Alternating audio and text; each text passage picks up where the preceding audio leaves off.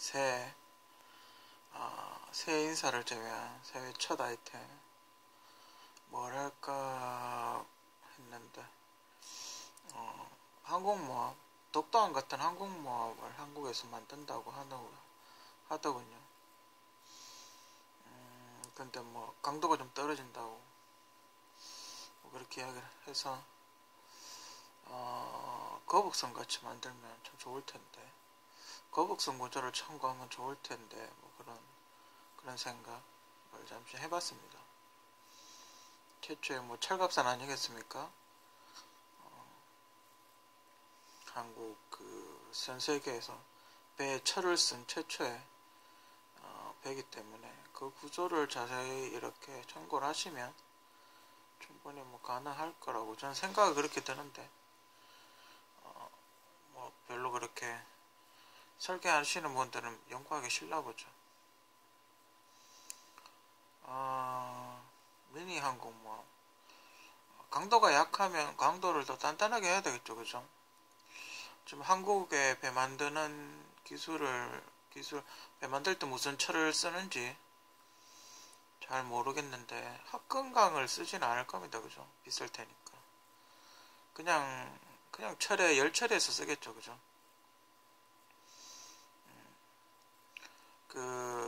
F-22 제작 과정에 있는 다큐멘터리를 보면 F-22 몸체 중간에 이제 뼈대를 이루는 그 철은 알루미늄으로 만들죠, 보통. 근데 그냥 알루미늄으로 만들면 그걸 못 견디기 때문에 엄청나게 큰 그 프레스를 만들어서 거기 그 알루미늄에 이제 데워서 이렇게 찍어서 누르더군요. 굉장한 압력으로. 그렇게 해서 그 뼈대를 금속을 날아도 그 버티는 우리 그 척추뼈 같은 그런 걸 만들더군요.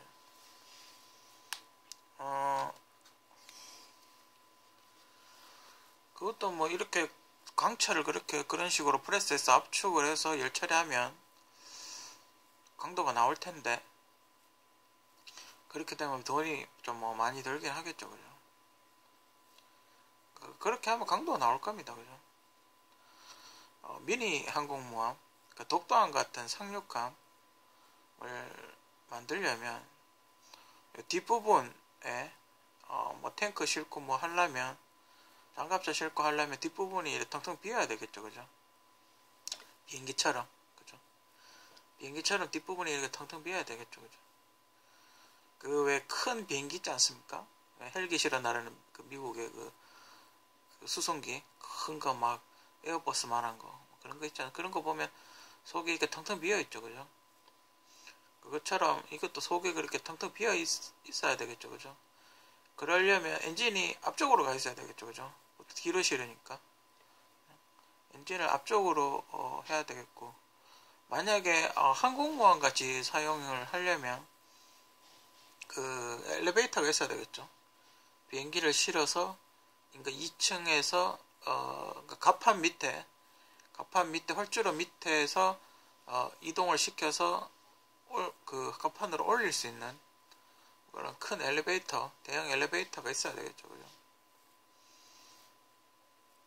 엔진은 프로펠러를 보호하기 위해서 이렇게 안쪽으로 조금 들어가 있는 게 요즘 추세던데, 그 중간에 이렇게 변속기 같은 걸 하나 집어넣어 놓으면 변속도 되겠죠, 그죠?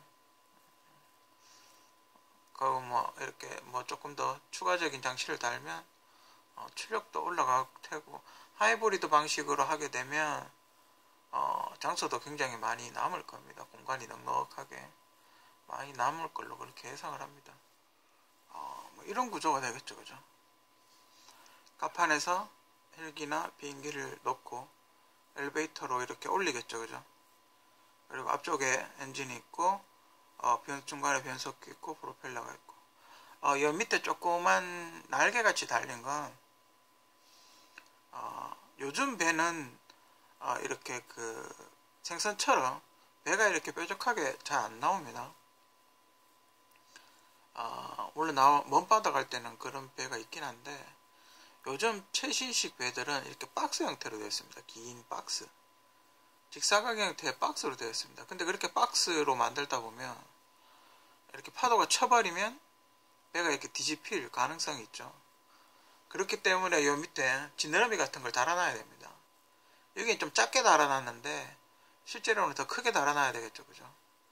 그래야 배가 이렇게 무게가, 헬리콥터가 만약에 갑판에 앉으면 이렇게 무게가 휘청거리겠죠. 그 휘청거리지 않게 물의 저항을 만들기 위해서 바닥에다가 이런 걸 만들어야 됩니다.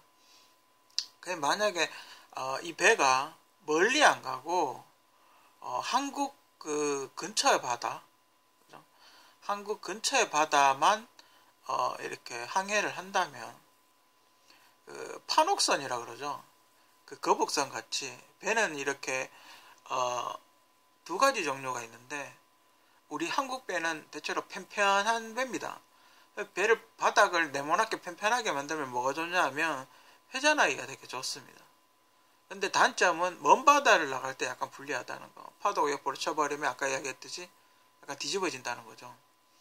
그렇기 때문에 네모난 박스 형태의 배에 이런 지느러미 같은 걸 달아서 뒤집어지지 않고 저항을 주면서 방향을 쉽게 바꾸는, 방향이 바꿔지는 뭐 그런 형태로 만들면 회전력도 굉장히 이렇게 바로 돌 수 있고, 그러니까 지게차처럼 바로 도는 거죠. 지게차처럼 이렇게 바로 돌 수가 있고, 수납도 지금 이렇게 요 구조만 보기만 해도 수납이 엄청나게 될 거라고 예상이 가능하죠. 그죠? 1단 되고 2단 되고, 그죠? 엄청나게 많은 걸 실겠죠. 다음은 이제 엔진이 좀 작아져야 되겠죠. 그죠? 엔진을 하이브리드 형태로 해가지고 엔진이 좀 작아지는 형태를 만들면 굉장히 이 안에 안에 적재 용량이 굉장히 커집니다. 그죠? 요 위에 이제 활주로 같이 얹게 이렇게 만들려면 강도가 그냥 일반적인 구조로는 못 버티는 거죠. 그죠? 다른 구조가 있어야 됩니다. 그죠? 보통 일반적인 배를 만들 때 구조는 요 밑쪽에 일자로 되어 있는 이런 구조로 보통 기둥을 박습니다. 이렇게 박아야 짐을 싣기가 좋거든요. 그죠? 공간이 생기겠죠. 그죠?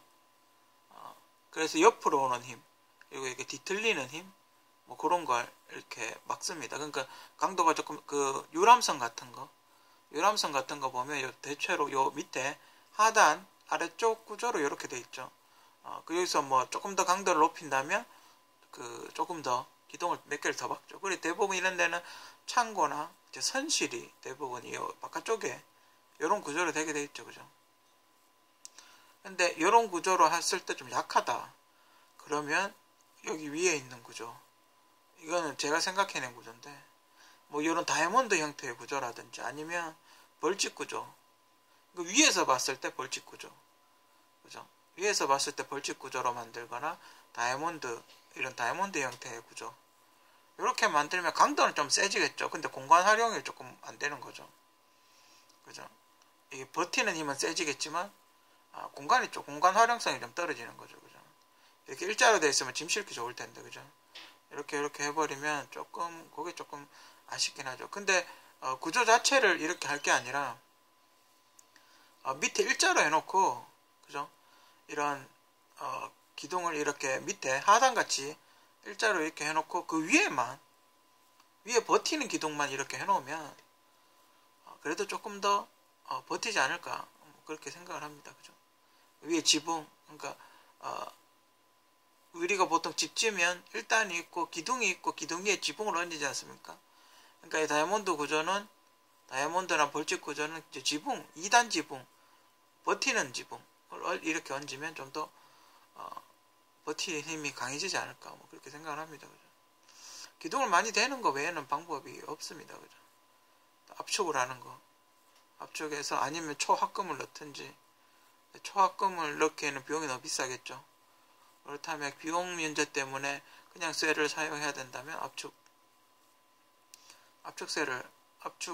압축한 강철을 써야 되겠죠. 그죠? 열 처리 잘 해가지고. 그죠? 저도 뭐 열 처리에 관련돼서는 저도 잘 모르기 때문에 합금으로 하면 좀 좋다는 거, 좀 가볍고 좋다는 거, 뭐 그 정도. 그죠?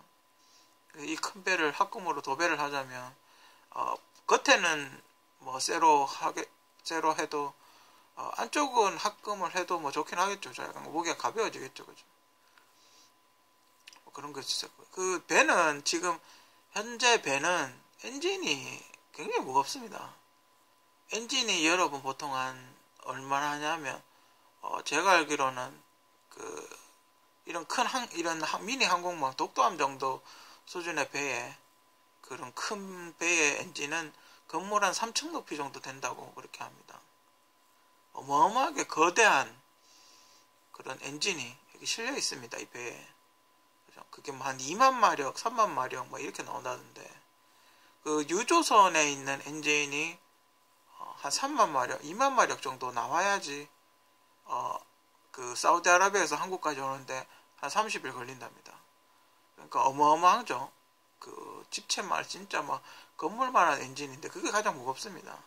그 엔진 크기만 줄이든지 아니면 2만 마력이 나오는데 다른 엔진을 쓰든지 그렇게 하면 훨씬 더 그 무게가 줄어서 많은 짐을 실을 수가 있겠죠. 그렇죠? 그리고 그 독도함 같은 경우는 탱크를 실어야 되기 때문에 어쩔 수 없이 구조가 이렇게 중간이 뻥 뚫려 있는 구조로 갈 수밖에 없습니다. 그죠? 아까 이야기했듯이 수송기 같은 구조, 그죠? 비행기 같은 그런 구조로 갈 수밖에 없습니다. 그래야 뭘 실죠. 사람을 태우도 요 앞에는 사람을 태우면 되겠죠, 그죠? 앞쪽엔 사람을 태우고 요 뒤쪽엔 장갑차를 실어야 되겠죠, 그죠? 항륙함으로 만들려면, 그죠? 만약에 여기에 비행기를 실른다면 제가 보기엔 T-50 정도는 충분히 실을 수 있지 않을까. 다만 이제 T-50이 수직이 착륙이 가능해야 되겠죠, 그죠? 해리어 같이 그렇게 떴다 앉았다 할 수 있는 그게 이제 돼야 되겠죠. 그것만 가능하다면 전 충분히 착륙 T-50 정도의 전투기면 충분히 착륙이 가능하다고 봅니다. 수직이 착륙이 가능해야 된다는 조건이 있긴 하지만, 그죠? 날개를 접을 수 있어야 되겠죠. 그리고 바닷바람에 녹이 쓸지 않는 소재로 만들든지 아니면 도료를 발라야 됩니다. 그죠? 그 티타늄, 그게 무슨 금속이었더라? 소금물에 전혀 녹이 쓸지 않는 소재가 있었는데 그게 티타늄이었나? 하여튼 무슨 소재로 하여튼 그 바닷물에 그 염도가 높은 바닷물에 비행기가 날아다니면 녹이 쓸기 시작을 합니다. 녹이 빨리 쓸겠죠. 다른 거에 비해서. 아무리 알루미늄이라 하더라도 녹이 쓸겠죠. 그죠? 그 녹이 쓸지 않는 도료 같은 걸 개발해야 됩니다.